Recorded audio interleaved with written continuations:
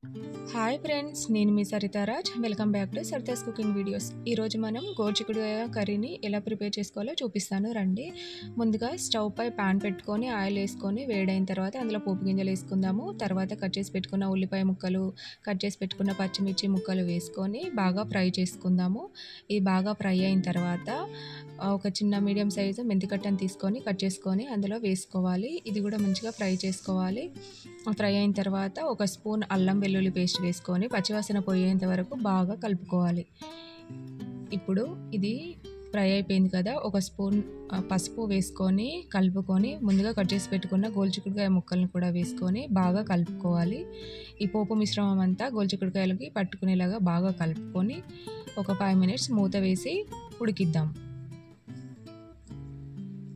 5 minutes తర్వాత ఒకసారి మూత తీసి చూద్దాము. ఇది 70% కుక్ అయిపోయింది కదా. ఇప్పుడు ఇందులో మనం కట్ చేసి పెట్టుకున్న టమాటా ముక్కలను వేసి బాగా కలుపుకోవాలి. ఇవి కొంచెం మెత్తగా పడ్డ తర్వాత మనం ఉప్పు కారం వేసుకుందాము. ముందుగా ఒక 5 మినిట్స్ అయితే మూత పెట్టుకేసుకొని ఉడికించుకుందాము.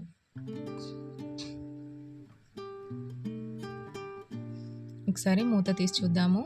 ఇప్పుడు దాంట్లో ఒక 1.5 స్పూన్ కారం వేసుకుందాము. ఒక స్పూన్ సాల్ట్ వేసుకొని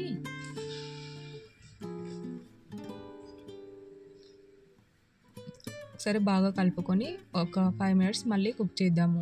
ఇప్పుడు టమాటో ఉడికిపోతుంది. అదే టైంలో ఉప్పు కారం అంతా కర్రీకి పట్టేస్తుంది అనమాట. ఇప్పుడు మూత తీసుకొని కర్రీ ఉడికిపోయింది కదా, కట్ చేసి పెట్టుకున్న కొత్తిమీర ఆకు వేసుకొని బాగా కలుపుకొని ఒక్క 5 మినిట్స్ మళ్ళీ మూత పెట్టేసుకుందాము. ఈ కొత్తిమీర కూడా ఉడికిపోతుంది.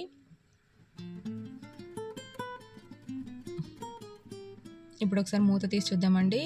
గోరుచిక్కుడుకాయ కర్రీ రెడీ అయిపోయింది. ఇప్పుడు మనం దీన్ని వేరే సర్వింగ్ బౌల్లోకి తీసుకొని సర్వ్ చేసుకుందాము. ఇది రైస్లోకి కానీ చపాతీలో కానీ చాలా బాగుంటుంది. మీరు కూడా ఒకసారి ట్రై చేసి చూడండి, చాలా టేస్టీగా ఉంటుంది.